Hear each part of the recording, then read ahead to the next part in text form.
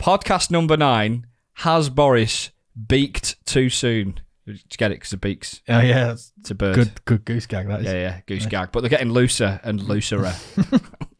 Loose goose. In the UK, politics is kicking off. Don't always want to be like politics based, do we? Because we just want to have a bit of a laugh, but sometimes... It's hard not to at the moment. Yeah, really you've got to, haven't you, really? So, I mean, we'll have a laugh. There's some funny things to talk about, but we do have to cover what is going on in the UK right now. It is a mess. Not gonna lie, it is a total mess. We've got a really broad set of topics coming up today. We got some BBC stuff, SpaceX, we got some stuff to do with sport, some COVID stuff, and then we got some more cultural stuff like World War III. Yeah, that little subject that's upcoming. Upcoming news. The upcoming section. We got some wholesome stuff in this podcast as well, so save to the end. We record these every 2 weeks live on Twitch at twitch.tv/electric_honk, and then it goes out on YouTube, Spotify, where else, Salmon? Everything. Apple, iTunes, podcasts, Google Podcasts. It's like we're professionals. Yeah, we've smashed that little setup. Considering we didn't know what we were doing right at the start. I know. 9 podcasts in and we're absolute experts. That's at least 7 or 8 channels that we're on, isn't it? Yeah, minimum. Yeah. Minimum. The one story that's been dominating politics at the moment, a little known get-together. Boris Johnson and his pals at number 10 breaking the law. We've covered this a few times on the podcast. We don't need to go over the basics. It feels like we're repeating the same story each podcast, but there's been yet another release of another party at number 10 Downing Street. Do you know how old he was, by the way? No, I don't know either. He looks like he's aged a lot. Yeah, in the last few weeks. I mean, all of them all look a lot older. Like, it's like the 4 years as a prime minister. Sometimes, what is it, 8 or 9 or whatever they do. It's like it's 20 years on their age. And it's a bit like when a retired footballer becomes a football manager. Yeah. And all of a sudden they go overweight and grey. Yeah, like in a few weeks. Overnight. Yeah. But yeah, Boris isn't faring too well. I've said before, I think the guy just doesn't want to do the job anymore. But what amazes me about this is the way he's had an excuse, and then that excuse has changed as he's been caught out. So first it was, we don't know if there was parties and get-togethers. Then it was, he'd be disgusted if there was, and he was found out. And then it was, he can't recall if he was there. And then he was there, but he was only there for like 1 minute or something like that. Yeah. And then these were like regular occurrences where they're bringing booze. It's pretty obvious that they've been having a field day at number 10. Yeah, there's been reports of like a swing being broken, like because they were so drunk, and smuggling booze into Downing Street in suitcases. So clearly they've been having parties, and his excuses I feel like he's just making them up on the spot, and he just to sort of like deflect the attention away, hoping it'll go away from him. Yeah. And then he had the excuse sort of, or delay tactic of the inquiry, the Sue Gray inquiry, which was the basis of our last podcast, the Sue Gray Goose episode. Yeah. And unfortunately, there's no definitive date for when it's going to come out, but the suggestions are it could come out tomorrow, because bad news tends to come out at a weekend, so it's got the whole weekend to die down and get buried by other news before Parliament reopens again. I've said this exact same thing before. There is a real chance that by the next podcast, Boris Johnson will not be British Prime Minister. Well, actually, I think he will be, but what might happen is, if he is found to have broken the law or behaved unethically, enough MPs hand in letters of no confidence, then they would start the process of selecting the next Prime Minister, but he will remain in post while that whole process continues. Hasn't he today said, pretty much confirmed, that he would abide by the Prime Minister's code, political code, right? And if he's found to be in disrepute, he would resign. Fair enough. Okay. So I don't even think it'd need to go through the 54 letters of no confidence. Yeah. Confidence, okay. Interesting. So it could be quicker than you think. Yeah, and I wonder what would happen if he does resign. Did Theresa May resign? I think she did in the end, yeah. So, and that was a fairly quick turnaround, wasn't it, in terms of 3 or 4 days. Boris was knocking at Queenie's door. Yeah. He was knocking at her door recently for a different reason. Didn't the Queen actually tell him to retire, to resign? I heard that somewhere. I'm not sure. I missed that, if that's the case, but I thought she did. I'm sure it was. Go on, Queenie. It wasn't told me, but if she did, fair play to her. Yeah. Because she was sat at her husband's funeral on her own, and there's that lonely picture of her in the chapel on her own during COVID. And then, I mean, you'd be pretty annoyed, wouldn't you, if you was her? When they say like a picture speaks 1,000 words, that picture of the Queen sat on her own is a pretty strong image, isn't it? It is, yeah, especially at her age as well, when she's coming to the twilight of her very long and distinguished, like my penis, career. Long and girthy career. So the Met Police, who investigate crimes in London, the Metropolitan Police, initially said they weren't going to investigate, and then all of a sudden they kind of have decided they are going to investigate all of this for criminal offences. And the suggestion is that Sue Gray's findings in her inquiry are significant enough for her to have referred them to the police, who have now decided that they will start a criminal investigation. So that suggests that Sue Gray's report has some very juicy information on it. And it's important to remember that Sue Gray actually has zero powers at all. She can't compel people to speak to her, recommend any outcomes. She's literally just providing a report that says this happened, and it's up to Boris Johnson. We had the opinion that maybe the police wouldn't push any kind of inquiry of their own. It turns out that they have, because we thought maybe they wouldn't bite the hand that feeds them. They could be underfunded. They've just turned that sort of bottom apex where they've gone from being massively underfunded to starting to get quite well funded again, the police. Okay. I think it was the chief that came out and said this as well, so it's at the very top of, as you'd imagine. Prime Minister that was encouraging Sue Gray to go to the police if she found something that did break the laws. Yeah. So the timing is it's either very coincidental or there has been something that's been found. I hope that there's no sort of like purposeful confusion thrown into this, because like we've said previously, with a criminal investigation in the UK, you have to prove beyond all reasonable doubt that a criminal offence was committed. If Sue Gray's inquiry and the police determine that it is very likely these parties took place, however, we can't prove beyond all reasonable doubt, they might drop the criminal inquiry, and then Boris Johnson could potentially use that and say, the police didn't find me guilty, you know, they've cleared me and dropped all charges. I feel like there's some pretty good evidence with, I mean, beyond all reasonable doubt will include eyewitness accounts and things like that though, right? Exactly, yeah. So that's got to be difficult to prove, surely, if there are people that are willing to come forward and... That's it, yeah. They may be willing to speak to Sue Gray for an inquiry, but they may not be willing to testify to the police. So,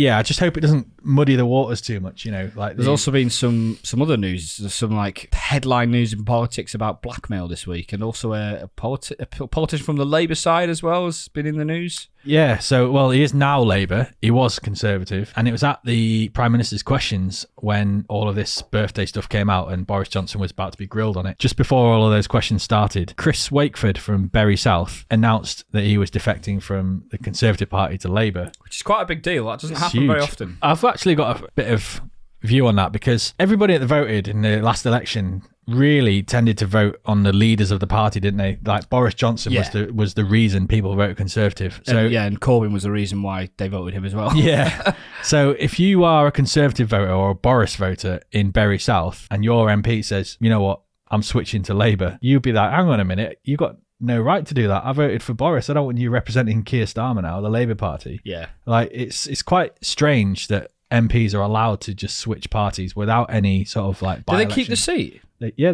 They keep the seat. Yeah. So you can just say there's no by-election taking place or anything after so that. In theory, if enough people do that, we can switch governments. Yeah, exactly. What? But it's never going to happen, is it? No, it's not. And apparently, when this does happen, the MP will have like gauged local opinion on his constituents and thought, you know what, I think they would be better represented by the Labour Party, and I feel like I'd get enough support from those. Right. So he must have felt confident in doing so, which is also interesting because in Bury South you've got a high Jewish community in Prestwich. Historically, especially under Corbyn, the Labour Party were highly criticised for anti-Semitic behaviour. So for an MP in a representing a highly Jewish community to feel confident enough to switch to the Labour Party suggests that issue maybe is now nearly over. They did try, didn't they, to sort of spin that into a positive, and it was solidified the Tories party that someone defecting was such a big deal that the party needed to come together and support the Prime Minister. But after a day or two, it's like the noise of the parties sort of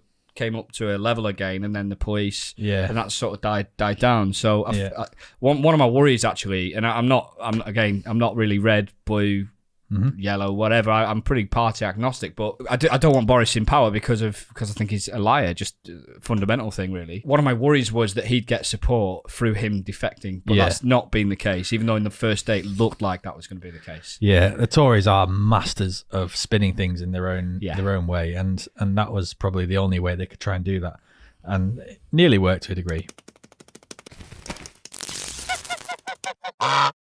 But shortly after that, you got another Scandal. MP. This MP in Hazel Grove has come out and said that MPs, especially those in the north of England, are being blackmailed to vote in favour of tight government bills that are going through and things like that. The Rochdale guy, wasn't there? And he was basically like blackmailed, and they said that if he didn't vote a certain way in line with the majority in Tory, like Boris or whatever, his constituents would not get a very much needed school. And I don't actually subsequently know if they got that school, but the fact that he was blackmailed in that way. That's it. And then a few others have since come out and agreed with him, and the guy that defected has also said he was subjected to blackmail. Yeah, so there's quite a few of them now. The flip side to this is that a lot of politicians have come out and said that this is just common ground in politics, and this just happens all the time, and it's basically an accepted thing, even though it is literally a criminal offence. Yeah, it's shocking that it happens, really. Well, it comes down to the role of something called the whip, or the chief whip, in each party. It's how they decide to encourage their members to vote in favour of the party. Now, apparently, in like 40s or 50s or something, like chief whips would literally go up to MPs in the corridor and grab them by the testicles and say, "You're voting the right way today, aren't you?" You know, and they do it by like fear and intimidation, which obviously you can't do these days. It's kind of the role has developed over time, and I think Tony Blair specifically came out and said, "I want the chief whip to be a much more approachable person and actually encourage and explain the reason for why we're getting the votes this way." It seems quite clear that the current chief whip for the Tories is more about intimidation. Yeah, you're not getting the funding if you don't vote. That's not democracy, is it? If you're basically leveraging funding to get votes? No, if you knew that when you were voting for your local MP, that he would be strung by having to vote the same way as the party. Jackie Weaver, that's the one, yeah. Jackie Weaver, what a legend. Jackie Weaver was the Hazel Grove lady. She was the Hazel Grove council. She got thrown under the bus, I think, by the other people in the council meeting. I think she tried to remove somebody who was being really, really aggressive in this council meeting. And this guy was like, "You have no authority here, Jackie Weaver." It's amazing to watch. It's just a mess, isn't MPs defecting to the side. If you're British right now, UK politics, I mean, it's always been a bit of a joke, but it really is like top level meme territory right now. And there are some brilliant TikToks that are coming out about this. Yeah. I saw your tweet earlier on the Electric Honk Twitter account, go follow, that was a redacted version of what the report will actually be. And it read along, everything was redacted on the page except for the words, "We all know what Boris did. He did absolutely nothing." Nothing wrong, I think it said. Yeah. There's so many things that they should be working on that they're being completely distracted by. Which to me just gives further justification why, even if they don't, if there's no switch of government, to switch a leader would make sense to me. Yeah, I think Keir Starmer's key phrase that he keeps throwing out there is that Boris Johnson is a total distraction. I mean, he could have used a lot harder words than that, but he's right. He is a total distraction right now. Right, we've got, you've written Top's Health here, but I think that was meant to say Top Shelf. And this week it's my Top Shelf. It is. Each week we both take it in turns, bring a new bottle to the floor. The idea is to enhance the drinking, what would you say, canvas, the experiences for the viewers, knowledge listeners. Knowledge base. Well, I've got it here. I'm prepped this time. Let's go. I'm not going to lie, I normally try and find something a little bit cheaper, but this one was very expensive. Great. £29. You better enjoy this. So the AGM is going to be all over this bottle, isn't it? The AGM will be. We've got our top shelf here. We've got Dark Matter. Ooh, a good name. Great name. I saw that and it really stuck out. This is a spiced rum, 40% alcohol, based in Scotland, or rather molecular engineering from Scotland. Nice. I think this is supposed to be the description, but they say it's the logic. Our curiosity drives us while science inspires us. Combining knowledge and imagination, we obsessively pursue flavour through systematic study and observation and experiment. Wow. And there's nothing more about it. That is literally it. It sounds like it's been made in a lab. I know, and it kind of looks like it has as well. But it just really stuck out, and it was expensive, so it was a bit premium. I like the name, Dark Matter.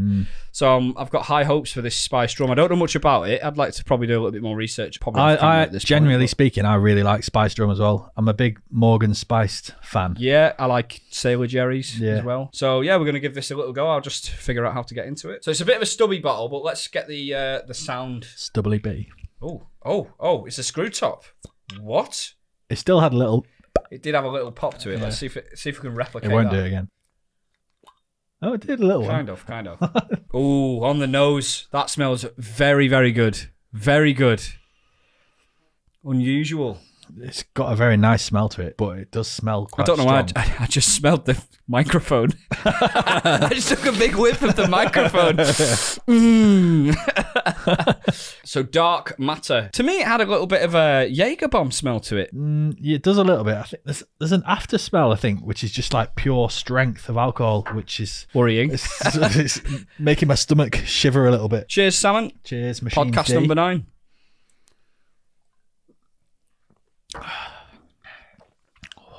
Ooh, that has got a kick to it. I mean, for a 40% alcohol, it doesn't taste that strong, but it tastes very strong. But for 40%, having it as a shot. I think that tastes incredibly strong. That tastes more like Jaeger bomb to me than a spiced rum. That is like a finely refined Jaeger bomb. I'm really getting the spice on my tongue. It's tingling away. A little bit, yeah. I don't know if I'd recommend that. I think maybe in a Coca-Cola that might be really nice. Yeah, it would be really nice with a Coke. Is spiced rum usually 40%? That just seems really high to me. No, it's normally like 37.5%. Yeah, it's normally pretty high. Right. I really like the spiciness to it, but it is just a little bit strong to have as a shot. Rocket fuel, yeah. Yeah, I don't think we've really done it justice by having it as a shot. I think if we'd have had that with a Coca-Cola or in some of the well, at the AGM, we'll dish that out with Coke. And where's the AGM again? Serono. Serono in Italy. Yeah. Oh, we'll be drinking lots of Di Serono there, won't we? Headliner. Yeah, I've got a little surprise before you jump into them. Okay, you can prepare your headlines if you want while I dish out the surprise. This is a little surprise. What's this little cheeky monkey? Get us through the headliner. Hey! Oh my God. The shape of the bottle, is it like slightly off shape? It's plastic. Oh, it's plastic. 100% recycled plastic bottle. And what country is it from? Bulgaria, okay. Bulgarian red wine. I bet you've never had that before. Wine of Bulgaria in a plastic bottle. I mean... And it's called the Headliner. It is pretty amazing, that. Where did you get it? Where did you even come across this? Can't tell you. So I've got secret sources. Oh, Jesus. It's 11%. This is a half bottle, and it is a Merlot. It's a Bulgarian Merlot. Did you order this in then, or? Can't tell you, mate. Oh, for God's sake. Oh, feel the bum. Feel the bum on that. It's got a little plastic bum. We always used to rate the hole on the bottom of the bottle, how deep it was, what are the ribs like, and just generally how good you feel when you touch it up. Yeah. It's always good to finger the bum before you have a glass of wine. Doesn't smell of much, does it? So we're just going to sip this. Yeah, let's quaff it. Quaff. Cheers. Has it got legs? Cup of coffee. You swirl it, don't you, to see if it's got legs?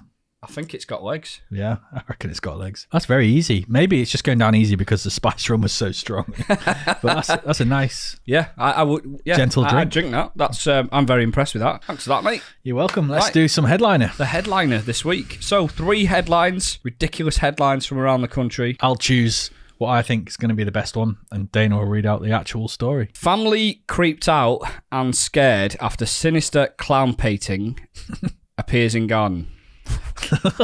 Girl named IKEA changes name after school bullies call her Flat Pack. Aliens would love the Queen as she's a true leader, UFO expert claims. See, I think the first 2, the headline tells you all you need to know, and the third one needs a bit of explanation. Right, so aliens would love the Queen as she's a true leader. Yeah. I mean, who calls a daughter IKEA? Surely there's got to be better nicknames than Flat Pack as well. I think Billy Bookcase. Billy. I got that Lancashire Hot Pot song in my head. I don't want a bookcase called Billy. Or a table called Sven. That's why I fear IKEA.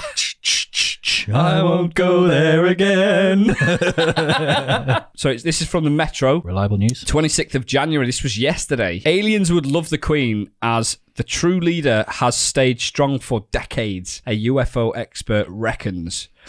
But extraterrestrials wouldn't be so keen on Prince Andrew and the Duke of Sussex, according to claims from Nick Pope. Nick Pope?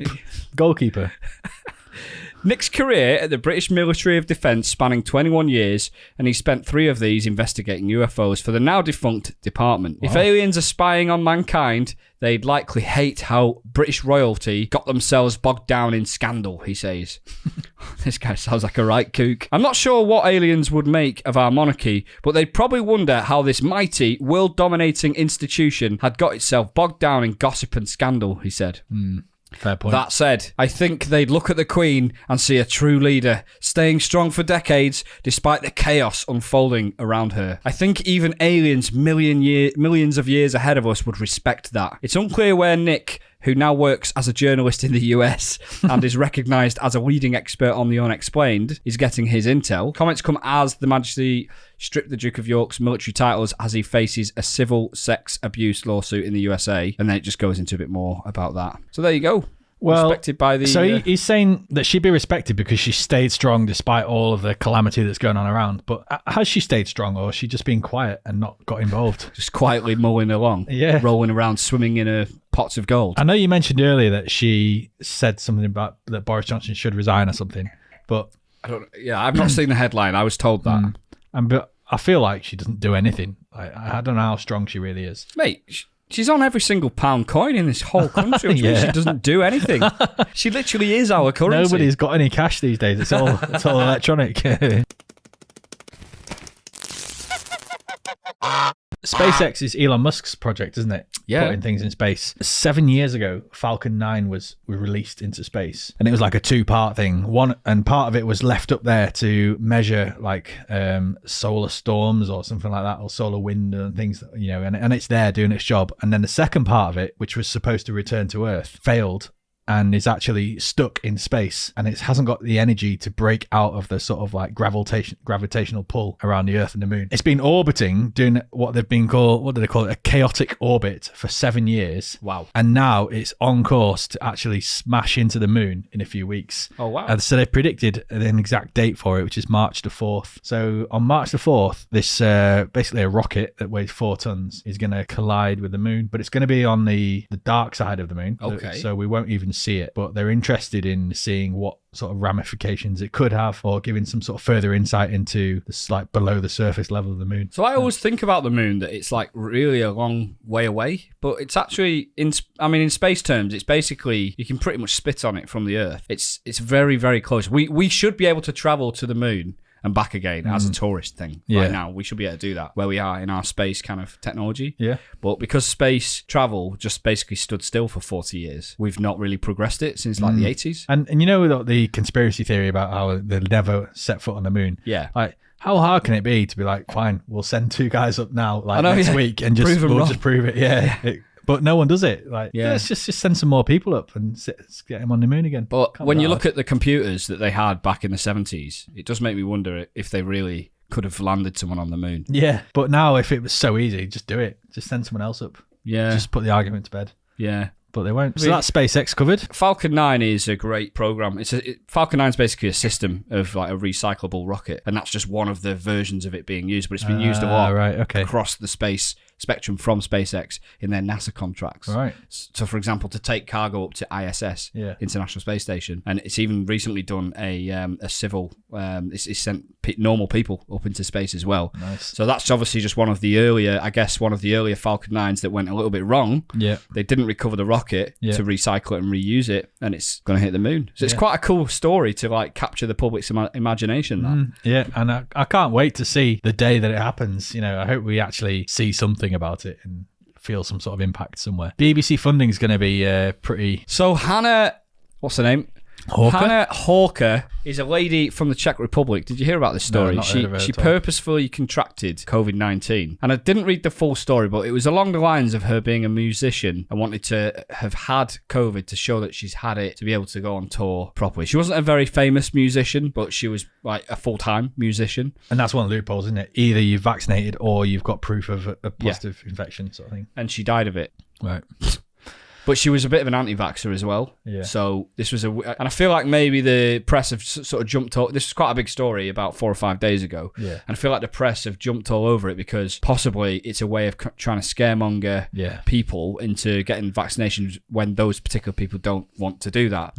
But she was a little bit overweight. and she was 57, so she wasn't in the younger demographic. So she was probably already a little bit susceptible to that. And I feel like if you are of that age, it's a little bit dumb to take liberties with stuff like that. Even if you don't want the vaccine, at least be careful about getting COVID, right? Yeah. Well, unless your job requires you to travel around the world and have to meet certain criteria, then you've got to make a decision. Do I trust the vaccine or do I trust the virus? My immunity system. Yeah, exactly. Yeah. So her kids, she's got kids that are sort of our age that basically, obviously they're gutted, but they tried to persuade her to get the vaccine and also tried to persuade her to be more careful. Yeah. And she was just, stubborn and did her own thing, and now she's died from it. And also my wife's, one of my wife's colleagues, I obviously can't say who, but one of my wife's colleagues' husband, who is our age, passed away from COVID. He was on a ventilator and passed away. So it's made me think twice about getting the booster, that, because I've had the first and the second vaccine, but I've not had the booster yet, and I don't particularly intend on getting it. But that did make me think that maybe I should just get it, just out of carefulness. So when you say it's made you think twice about getting the booster, you were actually intending to not have it? Probably not. And now you're thinking twice about not having it? Yeah, exactly. I'm in the same boat as you, to be honest. I feel like having had the first two, I was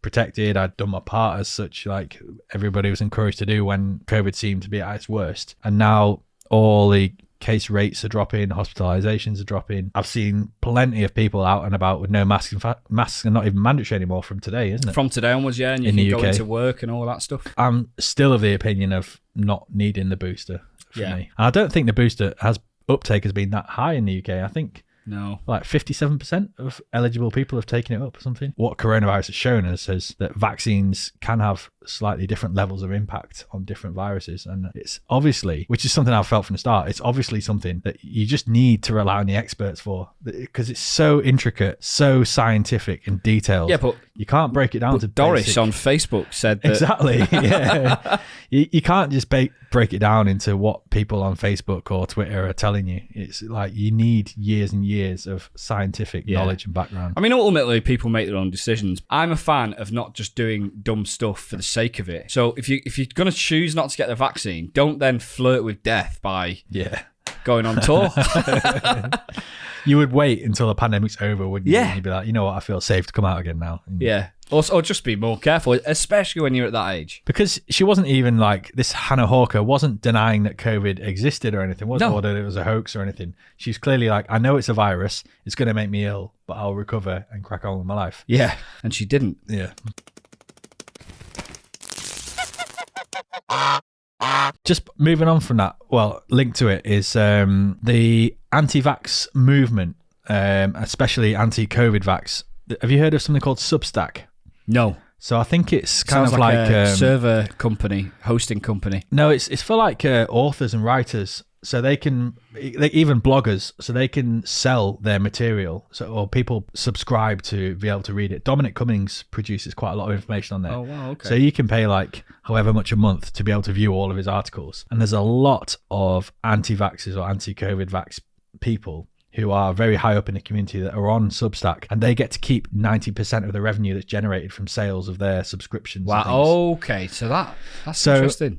Somebody did a bit of research into this, and they reckon that during the COVID period, about $12.5 million has been made by the prominent people on the anti-COVID vax argument side of things from selling their views, their blogs and articles on Substack. And they reckon on average, they're probably making a couple of $1 million each a year since COVID came in. And it just highlighted, because everybody thinks that the people in the establishment are the ones there to make millions, like the pharmaceutical companies and the MPs and, the big business owners. And many of them are. These aren't mutually exclusive things, exactly. Are that we're talking about. But it's also to be aware that the other side, who are challenging everything the establishment say, are also in it for a financial interest as well. Yeah. And people, I think, forget that, because if you're challenging the establishment, you're seen as like a true fighter, fighting for public rights and health. And things. It's like justice first, money second. Yeah, exactly. Or money not at all. Yeah, but I don't think that's the case. There's plenty of people out there that are happy to change their views or adapt their views based on how much money they can make. And actually, there's a lot more money to be made. It's not on the podcast plan, but I did read that Tommy Robinson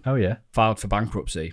and he's also recently filed for a divorce. So he's got no money, but his wife is living in a very high value property in where he's from, and he has been seen going to the property frequently. That's convenient, isn't it? It's very convenient, yeah. So Tommy Robinson, who was cut out from social media, Twitter, YouTube, Facebook, primary funding through those channels, declares himself bankrupt, potentially and everything goes to his wife. System. Yeah. Scumbag people tend to get scumbag lawyers who all know how to work the system and do things with absolutely no morals, and it's frustrating, isn't it? But Meatloaf is brown bread.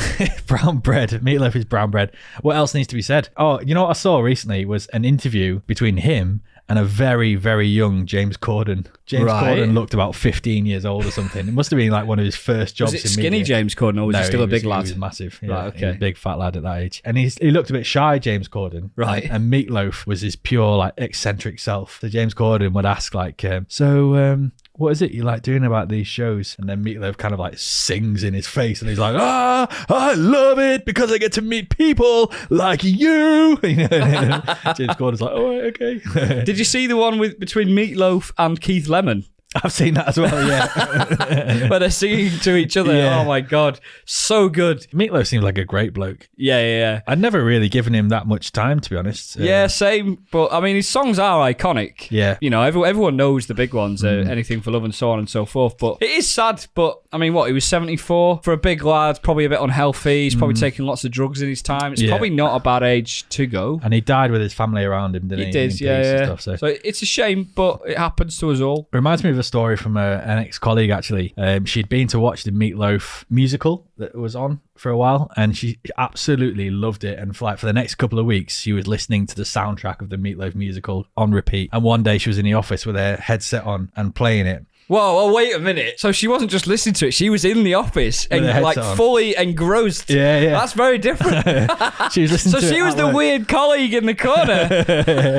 With a headset on, banging her head. And yeah, one day she was turning it up on her phone to get into one of the songs, and it wasn't going up in her ears. So she turned it up and up and up and up, so it was like full blast. And she was like, "What is going on?" Took off her headset, and it wasn't even linked to her phone. It was coming out. The sound was coming out of her phone, and she was playing these Meatloaf songs out of her phone on full blast. Oh God, that's amazing! I would love to have been there for that. We've got a couple of things to cover here, probably quite briefly. Gerrard beat Everton. Not on his own.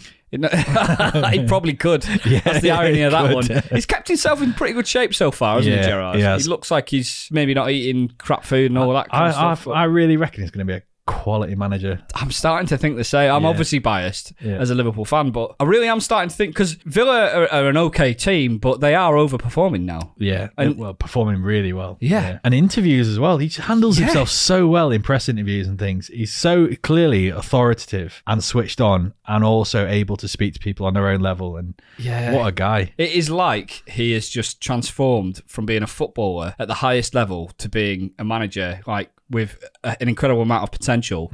He's not at the highest level yet because of A, the team he's managing, but also B, the people around him and his experience. But he definitely seems like he'll be on the trajectory. Yeah. And it makes you think, doesn't it, that can't be just coincidence. That he must be probably a hard worker. Yeah. And probably quite intelligent in terms of managing people. Absolutely, yeah. He shared a picture on Instagram. It's a picture of him, Gary McAllister, and all of his team walking across the pitch. And he's got his hands in his pocket. He looks very sharp in his suit. Gary McAllister's kind of talking like they do like this, and they're both sniggering, and Gerrard's just got this smug look about his face. It was just after the Everton game, and Gerrard's comment on the post was, "Name a better old firm."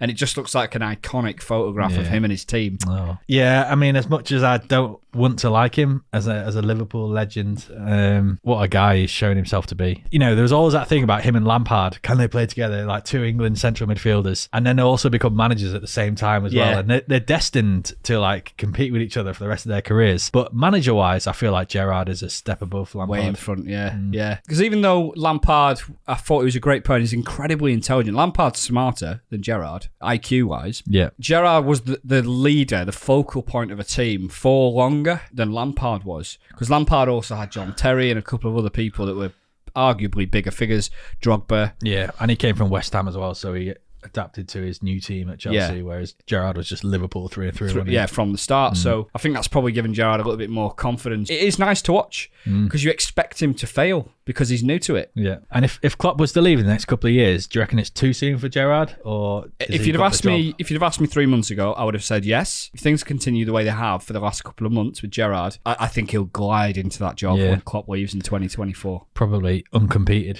Literally the only person they'll interview. Yep. Martial's gone to... there's been a few... Martial or Marital or... Martial. Anthony Martial, the United striker. He's one of those who just always looks miserable. Very rarely smiles. Occasionally they do say that smiling makes a good footballer. They do, yeah, absolutely. The more you smile, I bet you are. Remember Ronaldinho? He smiled a lot. He did. He was a great player. So he's gone to Sevilla because Martial was getting no game time at United. The only other thing I saw in the news was this guy called Chancel Mbemba, an ex-Newcastle defender. He's now at Porto and they're currently trying to cancel his contract because they were on the belief that he was 27 years old, but he's recently been discovered telling his friends that he's actually 31. And think he's just bragging. Maybe, yeah. And there's still rumours around that he's actually 33. So, Christ. He can't be playing very well because no matter what his age is, if he's playing well, they're not going to be trying to get rid of him, are they? Well, that's true. Although, apparently, AC Milan were considering going in for him. They're waiting to see the outcome of this age dispute. Right. Ageist.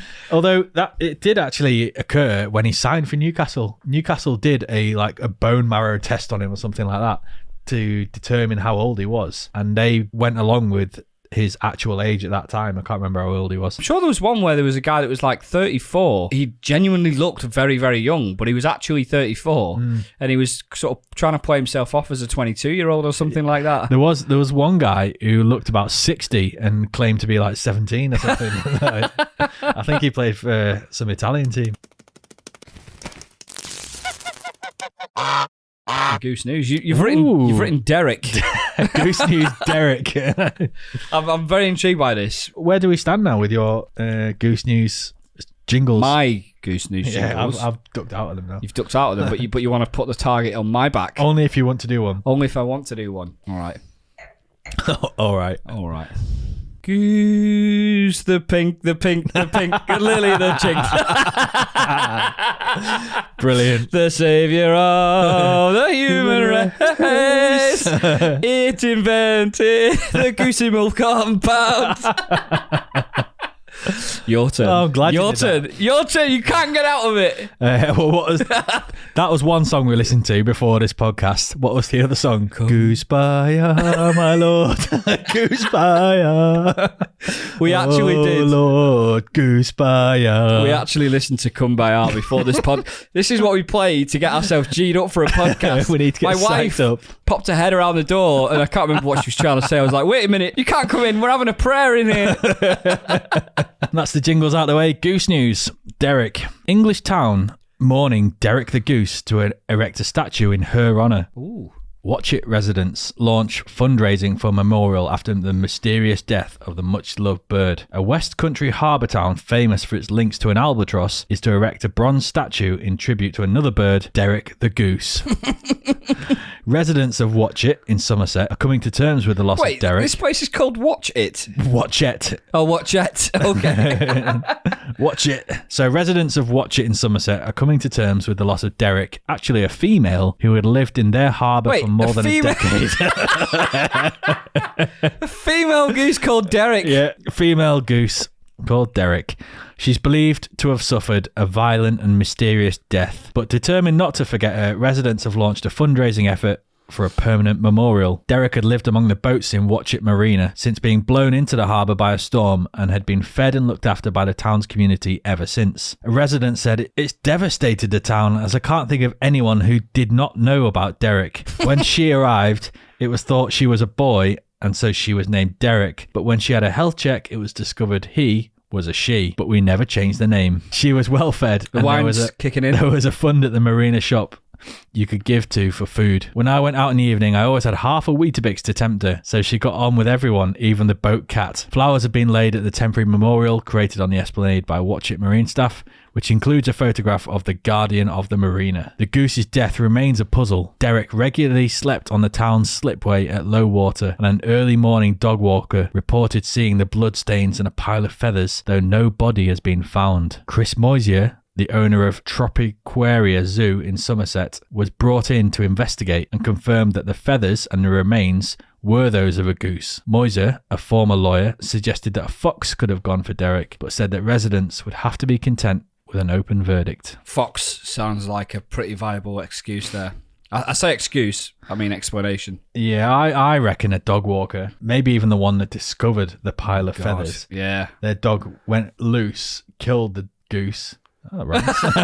Hello. And then panicked, disposed of the body, and then reported it. Shit. So it's such a well-loved goose that was there for over 10 or nearly 10 years. Is it going to be, does it say anything about the size of the statue that they're going to erect? Doesn't say the size, but they've already got 2 bronze statues in Watch It. One of them is an albatross, which was linked to a famous poem from Samuel Taylor. Samuel the Coleridge. albatross poem. Yeah, that's it, yeah.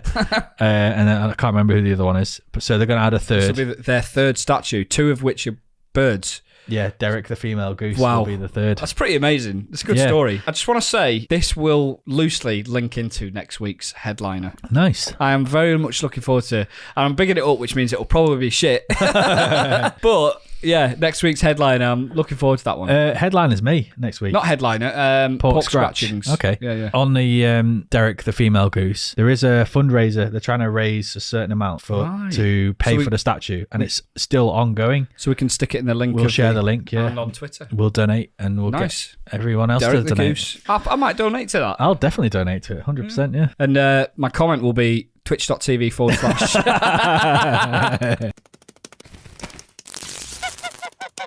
Pork scratchings. The subject of pork scratchings is Lily the Pink. If you've not heard the song before, Daena gave it away with his jingle just before. It's a song by a group called The Scaffold, I think they're called. Yeah, The Scaffold. It's very catchy. So the song goes, we'll drink a drink to Lily the Pink, the saviour of the human race. For she invented medicinal compounds, most efficacious in every case. So it's a good tune. Yeah, it's very catchy. We used to listen to this at uni 15 years ago, man. Yeah. And so I actually thought I'd do a bit of research about what this song's all about, because it actually sounds like it's about somebody, doesn't it? Well, being the saviour of the human race is a pretty big statement. Yeah, and she invented medicinal compounds, so I was like, I need to know more about this. Okay. So who was Lily the Pink? Did she work for Dark Matter Brewing Company? No, I don't think so. Well, Lily the Pink's real name is Lydia Pinkham. She was an American inventor, pharmacist, and marketer of a herbal alcoholic women's tonic for menstrual and menopausal problems. At that time, when she was around, trust in medicines and the medical professionals in general was extremely low, and most of the general public preferred to trust root and herb practitioners such as Lydia Pinkham. Can I just say, this literally sounds like modern day, but instead of local practitioners, it's Facebook. Yeah, it does. Yeah, that's right. Yeah, think how things change. So, it was sold under the tagline, a sure cure without the knife, and bottles of Lydia Pinkham's vegetable compound sold like hotcakes. To boost the brand's image, Pinkham made the decision to print her address on the labels of the bottles and adverts inviting women with medical troubles to write to her, for which she would inevitably prescribe a hearty dose of her own medicine. That's a risky strategy, isn't it? I know, yeah. And then it was a brother's idea, Dan, to commission an artist to create a simple drawing of his mother's face to grace the bottles of the compound. So Pinkham's honest features and friendly demeanour would entice even more women to trust in the product. And it was later said that Lydia Pinkham's face was as easily recognisable as Queen Victoria's around the world. What? World? Yeah, around the world. What? And what they would do would print posters with her face on, with Lydia Pinkham's... Well, she died in 1883. So the 1800s. I mean, that was like good advertising like 150 years ago. Yeah, she was like her and her family were like pretty much pioneers in terms of advertising. Her family kept the business going for almost 100 years after her death in 1883 and eventually sold the rights so you can still buy Lydia Pinkham's vegetable compound in a bottle with her face on today. So the popularity of Pinkham's compound long after her death is testament to its acceptance by women who sought relief from menstrual and menopausal symptoms. However, medical experts dismissed Pinkham's claims as quackery. In 1922, it was described as valueless preparation. Sorry, dismiss it as what? Quackery. You know when you call That's a doctor a quack, hasn't it? whack, whack. Yeah. In 1922, it was described as valueless preparation kept on the market for about 50 years by means of lying advertisements and worthless testimonials. And I just thought I'd finish by saying what's in it, because obviously it's a nice vegetable compound, but what's in it? Well, we've got a load of ingredients that I've never heard of. I didn't realise that vegetable compounds was a thing. I guess it's just like broth. Yeah, well, I guess, broth. yeah, a mix of vegetables, yeah. Okay. But it's more of like a dark brown liquid, like a medicine. Like Jaeger. Yeah, exactly. It is, yeah. Jaeger's made out of plants, isn't it? Is it? Yeah, it's like a herbal drink, yeah. Christ. It's probably not far off what this is, to be fair. Fucking Lily the Pink invented Jaeger. And we've been drinking dark matter, which tastes like Jaeger. We're going full circle here. So it had 5 key ingredients. Pleurisy root, which is a diaphoretic, antispasmodic and anti-inflammatory. We've got life root, which is a uterine tonic, diuretic and anti-inflammatory. Fenugreek, which is another anti-inflammatory, galactagogue and hypertensive. Unicorn root, I can't be bothered to explain what they all do. And black cohosh. So these all sound completely and 100% legit. Yeah, well, fenugreek is quite often used in modern food. It's easily obtainable. What about vegetable. the unicorn one? Unicorn root sounds a bit suspicious, doesn't it? And then also the formula contained alcohol, which obviously relieves muscular stress, reduces pain, and can change your mood. So basically, she's jazzed up alcohol, and With- it's the with alcohol herbs. that's doing the work. Yeah, she's done some research and found some anti-inflammatory and whatever symptoms. Thrown it into... But it makes me wonder, these ingredients don't exist in alcoholic drinks these days. It's just alcoholic drinks for fun, pleasure, Yeah.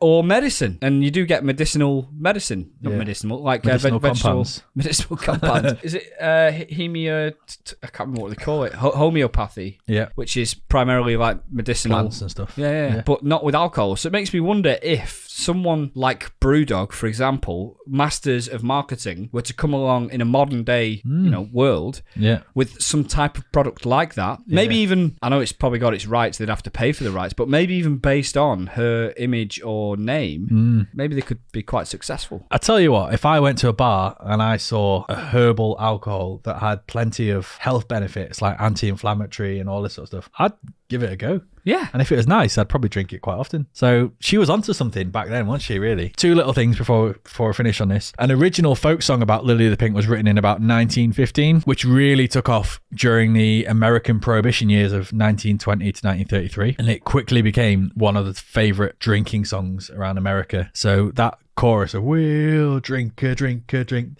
So that was being sung during the Prohibition years in America. Wow. Then later on, you get the pop song by The Scaffold in 1968, which became #1 in the UK. And there's also a version that's sang at Old Trafford, Man United football ground, Okay. about Eric Cantona. Okay. And it's "We'll drink a drink to Eric the King, the King, the King." Blah, blah, blah. So that's pretty good. And then finally on this, at the 2019 Brecon and Radnorshire by-election, that well-known by-election, the official Munster Raving Looney Party candidate, Bernie Benton, stood under the name Lady Lily the Pink, and she got 334 votes, just over 1% of all the votes cast, and finished 5th out of 6. Lily the Pink. I feel like I've been on an absolute cultural whirlwind. We've come up with a business idea. Yeah. I've had the history of medicine, some politics in there, and even some sport. Yeah, it's the sort of song that you can like bang your cup on the table.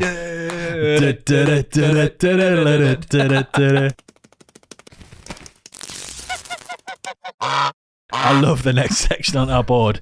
Upcoming World War III.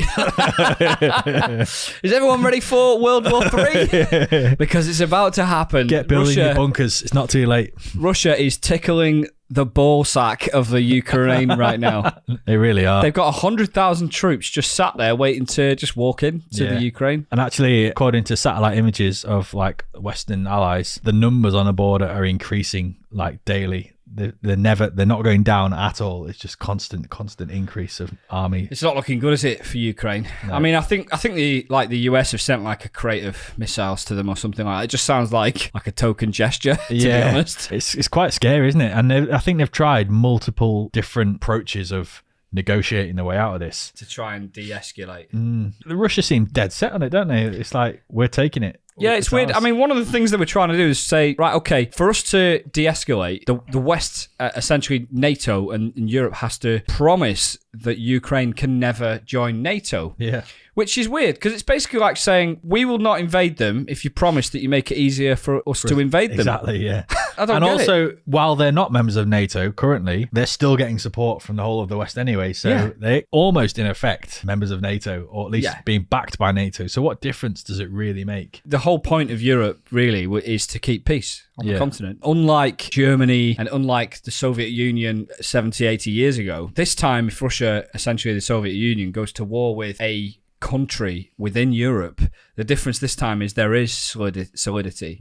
The size that they are, you'd think that they would be able to compete, and although they have an incredible arsenal of nuclear bombs, so I mean they could wipe the floor with us, we'd wipe the floor with themselves at the same time. I think that outcome's an unlikely outcome, only because it's literally mutually assured destruction. They would be wiping out humanity in that point. So, which is what no one wants. Nobody wants. So really, Russia is going to war with a whole continent, Europe. That's just seems like a bad move to me. We're not unsophisticated beings now. We're not firing guns from 300 meters away. This is like, spy technology. We've got pilotless flight technology, satellite imagery. It's a totally different ball game to what it was, 70 years ago. Did you know that Putin's been in charge? He's been president of Russia for about 22 years. I know, it's a long time, yeah. Nuts, isn't it? Like, in what country does one person lead the country for that long? It's quite well accepted in the UK that every so often public gets so pissed off with the current leaders that they'll just decide for change. In Russia, you don't appear to have that option, do you? You're just like, yep, he's our guy. We can't do anything about it. Putin's come out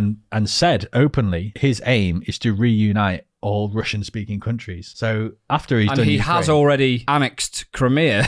Annexed, yeah. I mean, I think we can stop calling it annexed now. He's like, they've taken over. They've taken over, yeah. Ukraine looks like it's next. If the West don't do anything about it, it's going to continue. Then after Ukraine, if Ukraine will be part of Russia again, and then it'll be Kazakhstan or Belarus or I don't know if I mentioned this last time in the podcast. I think I might have done, but I mean, anyone who doesn't know the geography of Europe, geographically, if they take Ukraine, it sort of comes down and then it pokes into the middle of Europe and then back down again into Crimea, into the Mediterranean. Yeah. It is literally like a territorial dagger through the middle of Europe.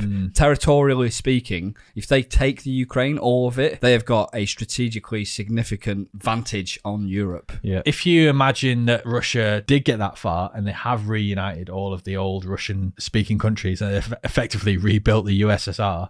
Back in the USSR! I mean, surely they would want to stop then. I don't expect them to think, let's take over the whole world now. Putin sees it as his mission to reunite all Russian-speaking countries. I don't see it as like they want to take over Europe and the rest of the world. From what I gather, the people in the Ukraine do want to fight for their freedom and sovereignty. So I don't think it's as straightforward as saying, employ the Ukrainian army on the borders and Ukrainian army fight for their sovereignty. I think the people of Ukraine are likely to fight for that as well. Yeah. And they've probably got a very bad taste in the mouth after the annexing of Crimea. Yeah. So with the backing of Europe and a little bit of support from Europe, which feels a little bit half-hearted at the moment for me. There was an article on the BBC about what potential sanctions we could give Russia. Yeah. I've not read that. I need to read it, but I'm interested to find out what we could do to punish them without going to full-blown war with them. Well, exactly. It's a big deal to go to war with them. I think loading up Ukraine with Europe and the West's army and resources is not the right way to respond right now, because there's clearly got to be more diplomatic ways of de-escalating it. Also, I think at the very start of this, there was Russia trying to build a new gas pipe through Germany to supply Europe, like a next level supply. A lot of Europe were against that, and I think there's a sort of undercurrent of Russia trying to force acceptance of this new gas pipe, to say, like, if you don't accept what we're offering here, we can piss you off in other ways, sending troops on the border literally of Ukraine. Just poking the bear. Yeah. Wow. When you look at global politics at the moment, and to summarise it, we've got Biden, who frequently falls asleep during his during his press conferences. He does feel useless, doesn't he? Not literally, but his phrases just peter out into nothingness.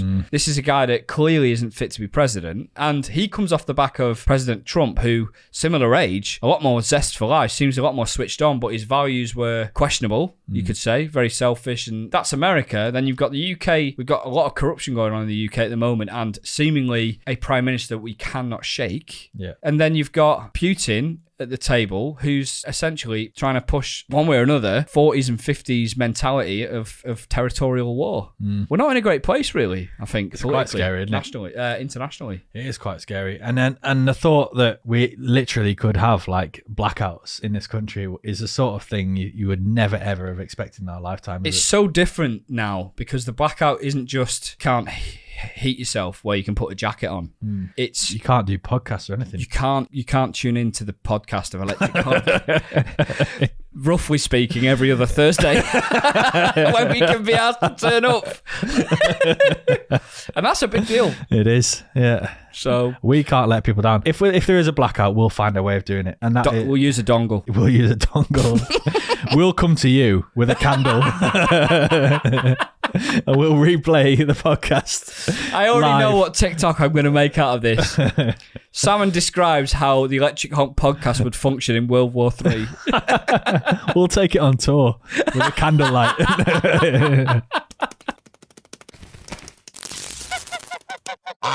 Dorset knobs. Let's lighten the mood a little bit, shall we? Dorset knobs. Dorset knobs. So unfortunately, the sad news is that the Dorset knob throwing competition has been cancelled. You said it was light news? Yeah, well, the last Dorset knob throwing competition in 2019. Right, wait. Do they pick up dickheads and throw them? Let me tell you what a Dorset knob is first, Okay. shall I? So a Dorset knob, a tradition in Dorset where all the bakeries, at the end of the day, right, any leftover ingredients, they'll make little bread rolls that they call a Dorset knob. They'll chuck in the leftover ingredients like a bit of sugar, flour and all that sort of stuff. And they make all these small little bread rolls, quite tough but sweet Dorset knobs. And they sell them. But every year they have a Dorset knob throwing competition. Oh, they lobbed it, right, okay. Yeah, a little bit like the black pudding throwing competition Which in we're Ramsbottom, entering this year. Which we'll enter this year. In May, is it? That's on the 1st of May. Maybe all of these quirky competitions take place in May. Well, let's have a May full of... Right before I become a dad. It's like the one last blowout. It's like a stag do, but before a kid arrives. A weird stag do where we're throwing bits of food at each other. Dorset knob throwing competition has been cancelled this year because they're expecting the turnout to be way too high for what they could manage. Right. It's only run by a small little village committee. That's a great PR statement, isn't it? Yeah. If you're struggling for numbers, so we're going to cancel it because it's going to be really popular. Too busy. Well, 8,000 people turned up in 2019 for it, so they're hoping that next year it'll be a big event. But on the side of the Dorset knob throwing competition, I don't know if these are still on, actually. It's worth checking out. But you've also got knob eating competition.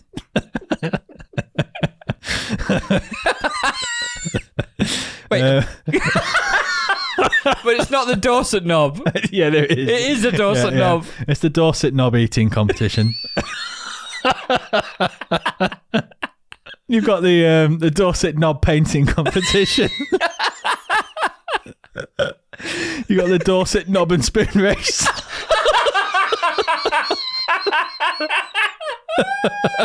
Oh my god, I've got visions of men with hard-ons running down a fucking with a spoon on the end of their pellets. Wait for the next one, then. You've got guess the weight of the Dorset knob. And then knob darts as well. I mean, that sounds like an event that we can't afford to miss. So there we go, Dorset. I don't know what to make of that. I'm very sad that it's been cancelled. Yeah, well, maybe next year. So I do have one wholesome thing that I want to end on. It's a short clip. It's a Channel 4 news presenter anyway. Yeah. The Channel 4 news presenter. And he's asking John Bercow, who is ex-Speaker of the House of Parliament. Yep. He asks, and we'll play it. He says, what would you do if you had a magic wand? Could just wave a magic wand and change the world. What would you do? I'd ensure that no child was left hungry. I think in a world of plenty, the fact that there are children all around the world who go hungry, who are malnourished, and who in many cases end up, as a result, suffering disease and early death. That is a tragedy, and it's an avoidable tragedy. So, I wanted to ask you, Salmon, and you may not be at the top of that one, but don't worry if you can't. If you had a magic wand and could change the world, what would you do? I mean, there's lots of things I do, but the first thing that comes to mind, I would make any form of animal torture a crime that is punishable by death. Death? Wow. Okay. Only in the worst, like, I'd say there's a range from like imprisonment to death, but I would add death sentence. It would be interesting because if you have that rule in place, what the percentage of people that actually do those things, how much that would drop. Exactly. The deterrent of the threat of death for something that is so avoidable. Yeah. How about you? Have you given it some thought? For me, I feel like if we had a bigger platform for the Electric Honk podcast, selfishly, we could probably do a lot of good. So if I had a magic wand, I would give us 10 million UK listeners, and then we could do that would bring. Well, yeah, it'd bring a lot of pressure, and we'd probably get lobbied. But I think we'd probably do some good. Yeah, I mean, we'd certainly raise the awareness of the Dorset knob throwing competition by quite a significant amount. Dorset, it's not the penis painting contest, is it? It's the knob painting competition. And the knob eating one, that's the... I reckon you'd be good at knob eating, to be fair. I think I'd be pretty good at it. I like a tough knob. You do, yeah. I've heard that. Thanks for watching. Cheers, guys. Yeah, it's been a pleasure to have you involved. Anyone that's still watching, thanks a lot. We appreciate it greatly. Thanks this so will be much. going live on YouTube in about 7 weeks when I can be asked to edit the podcast. And then give me another couple of weeks to get it onto the Spotify and stuff, yeah. We'll see you guys later. Thanks very much. That was enjoyable.